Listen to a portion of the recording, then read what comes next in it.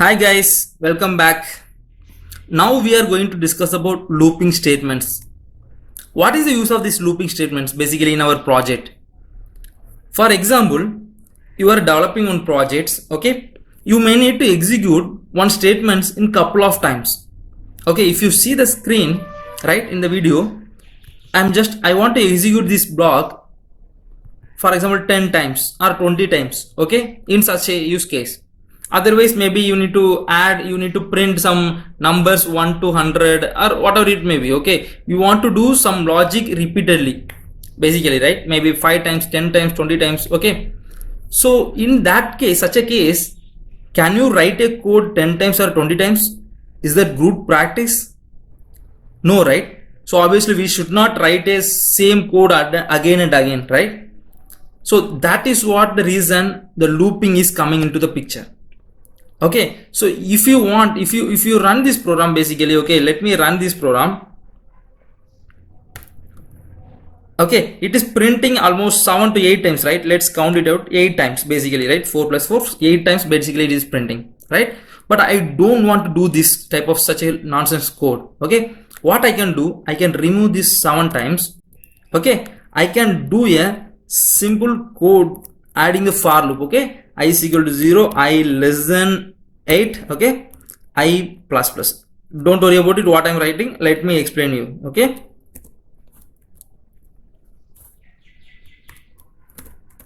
okay, let me run this program. Let's see the magic. Okay, okay, I ran this program. Again, this also printing same logic, same output for me, right? Maybe if I giving some more count, actually if you want to increase 15 times, okay, so again you can do it 15 times easily. But your code is very simple. It is only 2 line of code, right? How it is doing, right? So this is what the looping actually. Okay, let me explain you what basically how many types of loops are there and how we can use each types. Okay, so for example, first we can go for a for loop. Okay, then second we are having while loop. Third we are having do while loop. Then 4 we are having for each basically. Okay, so what is the difference between these 4 types? We can iterate it, but why we have these 4 types? Let me explain you. Okay, so this for loop, right? So for example, you are holding one house, just assume that, okay, or one building, you assume that. You don't know how many how many floors are there in the building, you doesn't know that. Okay, but you can call some methods and you can get that how many floors are there in the building. You can get that basically. Okay, that is called as size basically, right? So if you know the size of some building, or if you know the size of some logic, okay, you are holding some values, you know the size of the thing. Otherwise you know that how many times I need to print this logic. If you know the size basically, okay, you can go for a for loop basically. Okay, so how for loop syntax can be designed. Okay, if you go for it, actually you can see here in the first we are having initialization part. Okay, second we are having check. Okay, check part. Okay, third we are having increment or decrement, whatever it may be. Okay, that logic you can do. So fourth we are having adding the business logic. Okay, here, so initialization will happen only once when the for loop is getting started. Okay, this is the first step basically. Okay, you can assume that this is the first step. Okay, then the second step, obviously it will check with the check part. So is that my condition is satisfied or not? This is not a check part, it may be, you can keep it as a condition basically. That is somewhat meaningful, right? Condition. So condition check. So if the condition check is true, then it will go and do the business logic. This is the third step basically it will do. Then the fourth step is it will go and do the increment. Okay, then the fifth step is again it will not go for initialization. As I told, initialization will go only once. So the fifth step is this one. condition check. Again, sixth step is if the condition is satisfied, it will go and do the logic. Seventh step, again it will do the increment or decrement. Again, eighth is condition check. So this is like a repeat. Condition check, do the logic, increment or decrement. Condition check, do the logic, increment or decrement. Then condition check, do the logic, increment or this will go based on these lines. Okay, based on this type of things. Okay, so this is called as a for loop. Okay, if you see the sample, now you can understand clearly. First I am doing initialization. I am doing I as a 0, right? Then let me decrease this value to 5 maybe. Okay, so it has to print 5 times. Okay, yeah. Okay, so first let me assign as 5, that is fine. So it will go and check 0 less than 5, condition is true, right? So it will come and print this statement. Then it will go for increment. So now the increment will be, the I will be 1, right? 0 already. So 0 plus 1, 1, because this is the increment operator, so it will make it 1. Okay, now it will come here 1 less than 5. Yes, condition true, print it. Again it will go, I value is already 1, so 1 plus 1, 2. So 2 less than 5, condition true, print. Again 3 less than 5, condition true, print. 4, again 4 less than 5, condition true, print. Again 5 less than 5, the condition is false basically, right? So it will come out of this loop basically. Okay, this is what for loop basically will do. Okay, so hope you understood how for loop is executing, right? Let me jump into while loop.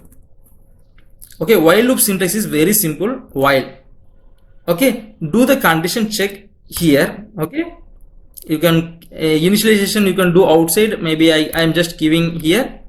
Okay, so the same way condition check will be there, then it will go for a while loop. Then here I am trying to print it out. Okay, same, let me put it out like BLOGS. Okay, so now where I need to do the increment, after this condition check, right, you can go for a increment basically. Let me run this program again. You can see the output the same, whatever you are done with the for loop you are getting here as well, but here the syntax, actually the syntax was somewhat different for the while loop, that's all.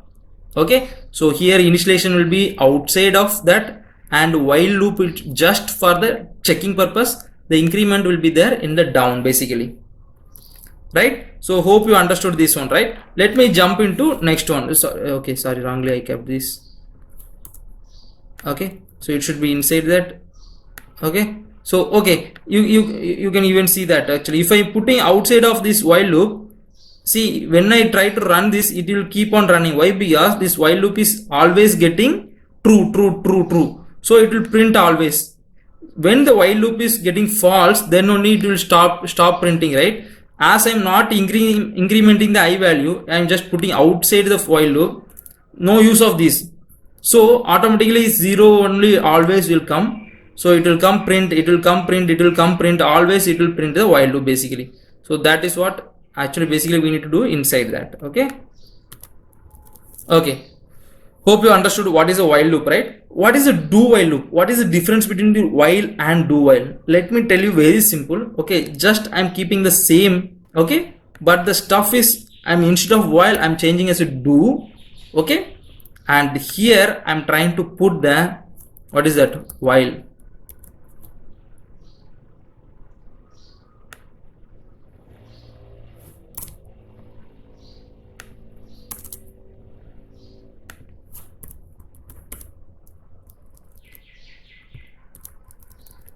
Okay, what you can see here, if I try to run this same program, let's see that what is the output.